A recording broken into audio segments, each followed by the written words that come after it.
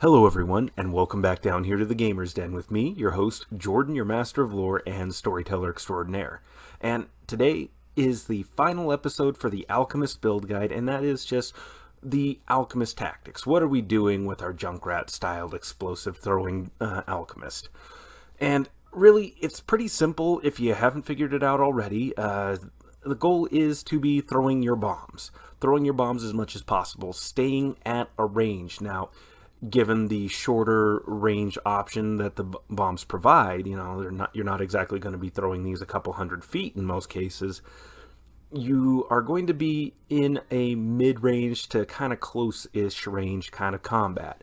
But that's where we utilize the different spells or extracts that the alchemist has access to.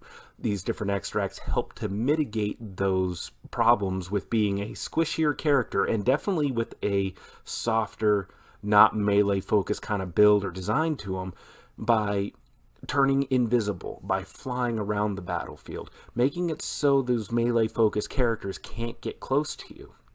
You're still going to be in danger from ranged attackers, but you have your own ways of mitigating them. Specifically, especially once you get to higher levels, you're able to use your different bomb admixtures to trap people in force cages, force the enemy to have to break up their formations. And not only that, but your extracts, and especially being able to reuse potions over and over ad infinitum, is going to be so handy for you. And the ability to buff your allies. Buffing your allies so that way they can keep in the way or tear through the enemy faster will do a lot to keep you alive and keep people away from you.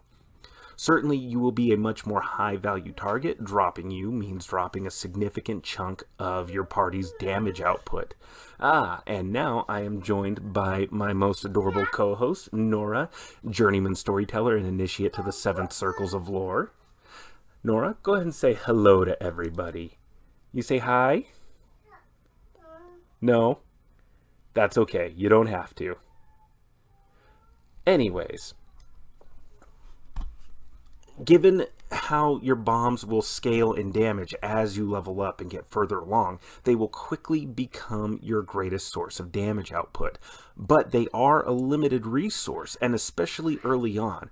Early on, you're going to want to make use of flasks full of acid, different poisons, poisoning your daggers, and then throwing those daggers at your opponents, because with the throw anything feat as a specific class feature for the alchemist, you add your intelligence modifier to your damage for thrown weapons.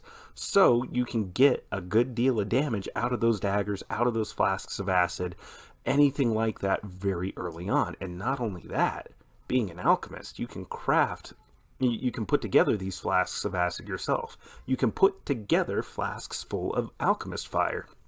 And if you're in a setting that utilizes gunpowder technology, feasibly you could be making grenades, and those grenades could very well be more powerful than your starting alchemist bombs.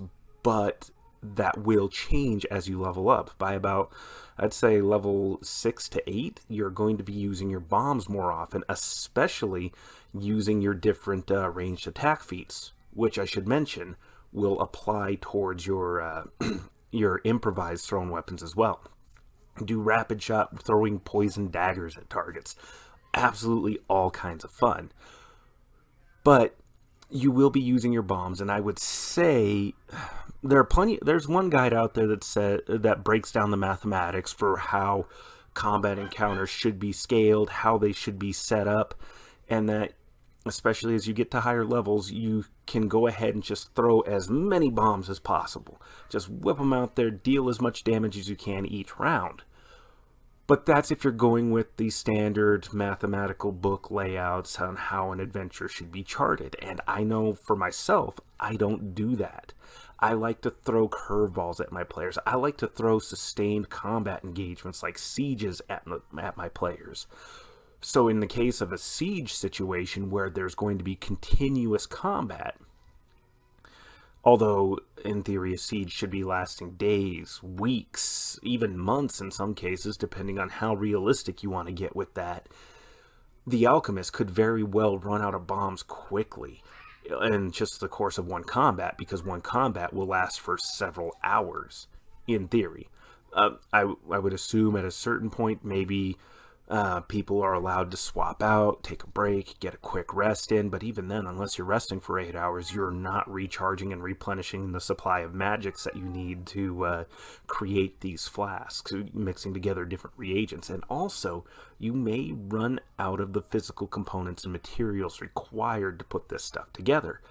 So, having other options will at least be a solid backup for you. So keep flasks of acid, alchemist fire. Be ready to create these things. And also, again, if you're in a setting that utilizes gunpowder, have gunpowder weapons handy. Have flasks of black powder. Make clay pots or clay grenades. That way, you always have an option available to you on top of your magical extracts. Using all of these options together, two-weapon fighting, rapid shot, all point-blank shot, all of these things will help a great deal, and especially with splash damage for these weapons, for your specific class feature bombs, you will put out a great deal of damage, especially on clusters of opponents. And that's another thing right there too. It wouldn't hurt to definitely make sure you keep some invisibility on hand, so that way when you come upon the enemy, you have a better chance of surprising them and have a better chance of attacking them while they're still in a cluster. So that way you maximize that damage output. And also attacking from stealth just gives you that surprise round and mitigates how much damage you take and the rest of the party takes. It just maximizes the value for the resources that you have. But those are just a very limited number of the different options and tactics that you have on hand here. Personally, I know I've said it already, but I like the idea of the alchemist flying around under greater invisibility, just chucking bomb after bomb down, or turning into a gargoyle and flying around the battlefield with that more hardened stone skin and all the different senses that the gargoyle gets. That's a huge benefit, a massive boon to you in any encounter, and it has utility outside of combat as well. Being able to fly around, scout ahead, or reach places that the rest of the party possibly can't get to. Absolutely incredibly handy. And I should also mention, if it's not obvious by now, this is not the only build. You have that classic Mr. Hyde build, and you can make your character a much more bulky, combat, melee-focused kind of monster. And that's incredibly fun as well. You can even mix and match these two a little bit, but just bear in mind the versatility you get by mixing and matching means a lesser effectiveness in both areas. But a suitably creative player, especially if you're not in a group that is all about maximizing the numbers and having the absolute maximum combat and counter effectiveness going, that can still be viable and incredibly fun. Even if you're in that kind of a group, if the dice are on your side and you build your character right and you're willing to switch and adapt as the encounter dictates, you should come out of it just fine with the Alchemist. It really is an underrated class, no matter what build you're going with. It's just been a ton of fun researching this, reading through multiple different guides, which as long as I can remind myself to later, I will make sure to put links to different guides down in the comments below. There's actually one out there, it's something like the Jolly Rogers Guide to the Alchemist or something like that. Any case, it is robust and comprehensive and should yield plenty of ideas that I just haven't talked about here. So, with that said, this has been the Alchemist Build Guide. These are the general tactics and strategies you should be employing, and I should emphasize, it is very generalized. There's so many different situations you could encounter that will dictate a fluctuation of tactics beyond what's been talked about here. But those numbers of options are just so diverse, this video could easily turn into an hour-long thing. So, we're going to go ahead and leave it here. If you've been enjoying content here so far, why not pop down there and maybe click the like button if you enjoyed today's video. And again, if you've been enjoying it all so far here, maybe consider subscribing. Certainly, I will appreciate it. You dapper, fine, intelligent people, you. Absolutely. That didn't feel quite right. If you liked it, please subscribe. If not, well, go down into the comments below and let me know what you didn't like, or let's discuss this further. Certainly, this view is not the only view, and it's just fun discussing this stuff. If you can't tell, this is something I greatly enjoy, and I have enjoyed that you've taken time out of your day to join us here at the Gamers Den.